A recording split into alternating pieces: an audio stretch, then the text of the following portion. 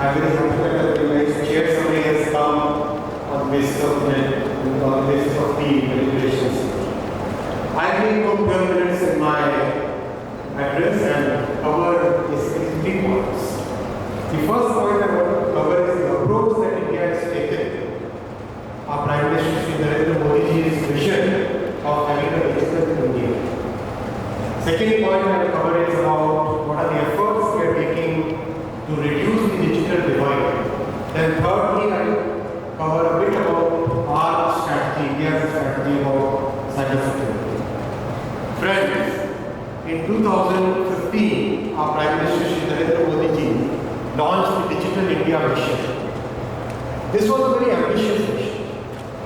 The mission had multiple objectives associated.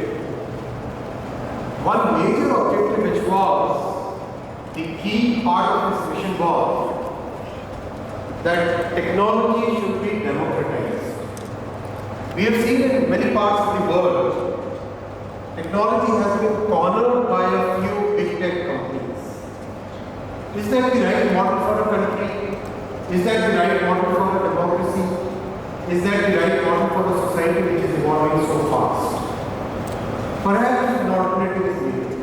That's why the primary goal that our Prime Minister put before the nation and the policy makers and all the innovative brains was that how can we democratize technology, work on that? Democratizing technology has 3 aspects. First, no single or in no case, the technology should be cornered by a few handful of companies. Second, the poorest of the poor person should have the same access to technology as a rich person, as a person who has more resources. Third, the technology should encompass all the areas which affect everyday, day-to-day life of our citizens. So the approach that we took to realize that very important goal was an approach of public-private partnership. What was that public-private partnership? The public-private partnership approach that we took basically had the elements that the platform, the core platform of major digital technologies will be developed using public funds. I'll give a couple of examples. The first example is of the payment system. The core of the payment system is a platform called UPI. That platform has been developed by the government using public funds. It's a very robust platform. It's an open platform, open access, interoperable, available to everybody. Then the banks join this platform, startups join this platform, small and medium and large businesses join this platform. Close to 350 million citizens of India they join this platform. The result is a payment system which today does about, on an annualized basis, $2 trillion worth of transactions seamlessly. And make a guess, what is the average time for settlement of a transaction, which means actual transfer of funds from one account to citizen? It is less than 2 seconds.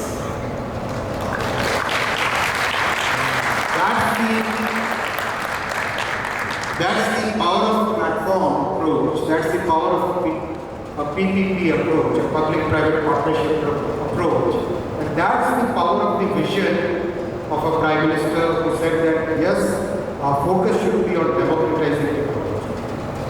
Similar platforms are now being created for e-commerce. We call it ONDC, Open Network for Digital Commerce. For healthcare, where close to 700 million people have been onboarded so far. During the COVID pandemic, we used a platform called CoWin. Again, the core platform was developed by the government. The clinics and hospitals joined it. The pharmacy companies joined it, the logistics supply chain, the cold chain companies, the airlines, they joined it.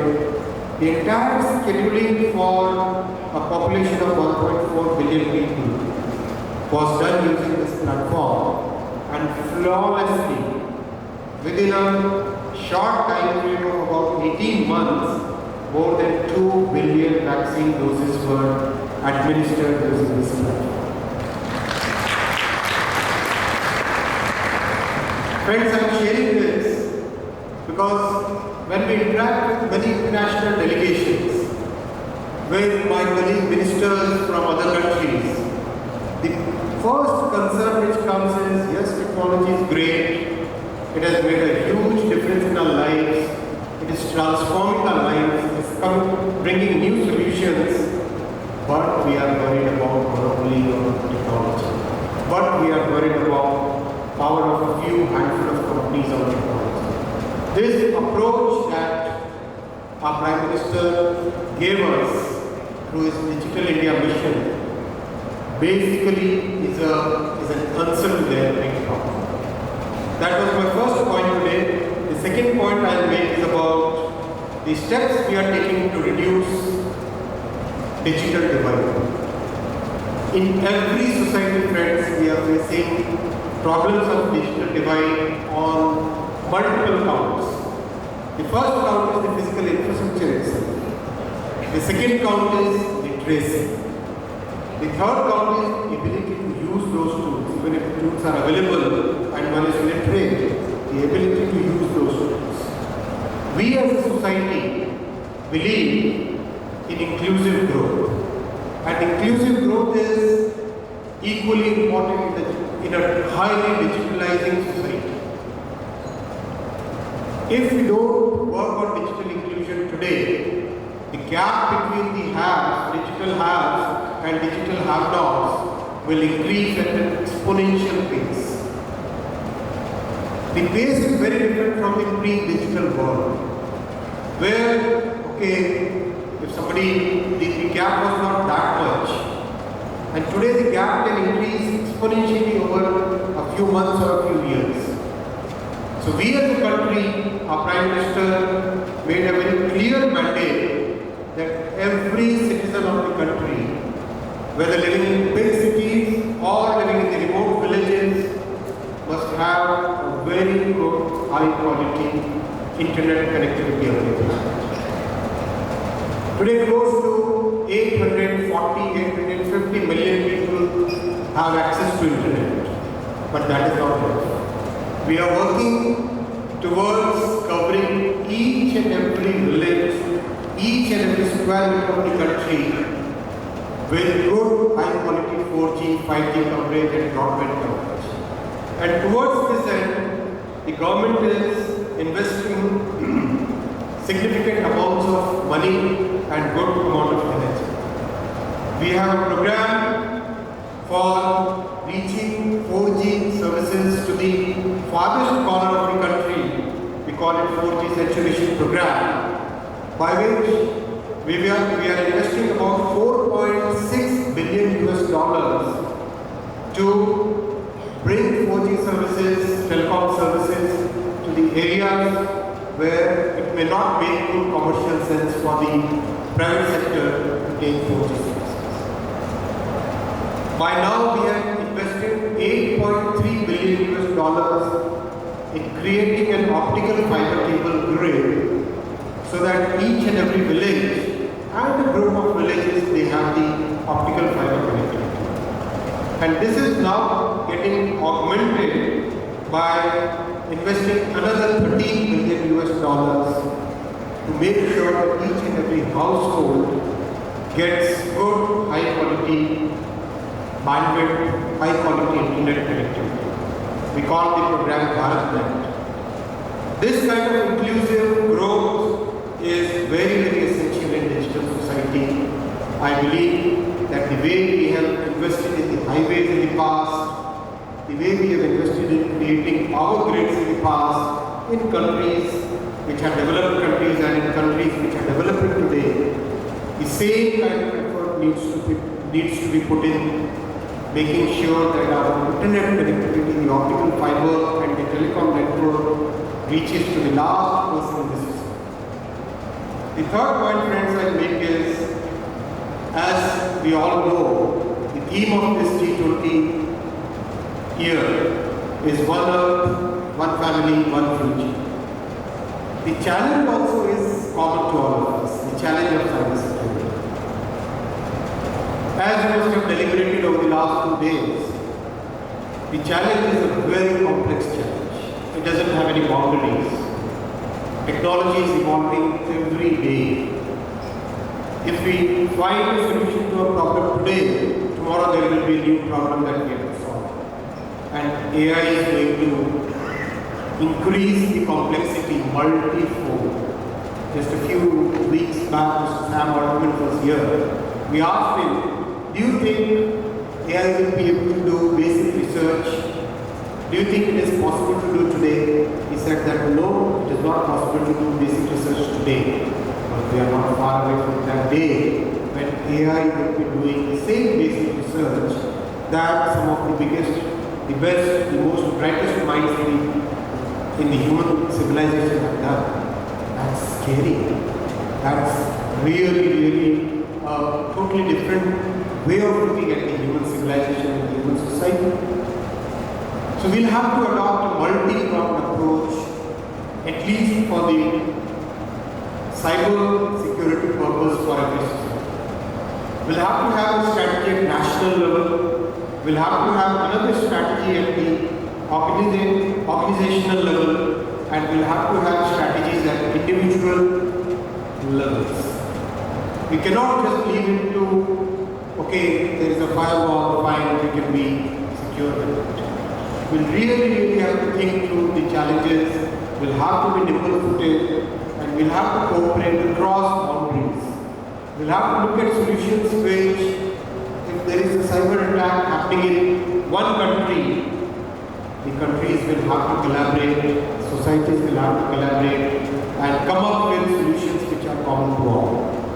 In the Digital Economy Ministers Group, we are trying to have a consensus that the way the human civilization covered many crimes through international collaboration, through creating infrastructure and institutions which work across boundaries. Now human society will have to work for similar institutions for cybersecurity also. Many new tools will have to be developed. For example, recently some of the tools that we developed in India, and we now offer that to any country who would like to use them, because we believe in the philosophy of one Earth, one family, one future. One challenge that we all face. So can we share the solutions that we find in our societies with other societies? Some of these solutions have really helped our country face the complexity of cyber crimes. One of the solutions was so effective that we could, working with the Ministry of Home Affairs, working with the Ministry of Telecom, working with the Ministry of Information Technology and the state governments, all collaborating together, millions of fraudulent accounts which were used for creating cyber frauds were detected and closed. So that kind of approach will have to be taken at the international level also. I will conclude now. In my conclusion, I would like to exhort all the members from G20 countries that the way we adopted technology in the previous generations, for example, when the automobile came and the highway networks were created, we created a legal structure and we created an education system in which we taught everybody to walk on or drive on one side of the road. Similar efforts at the global level, similar efforts at the national level, similar efforts at every organizational level we have to take for creating cyber awareness. for following cyber rules, for having cyber hygiene, for making sure that we protect ourselves, because those efforts will be the efforts which will help protect our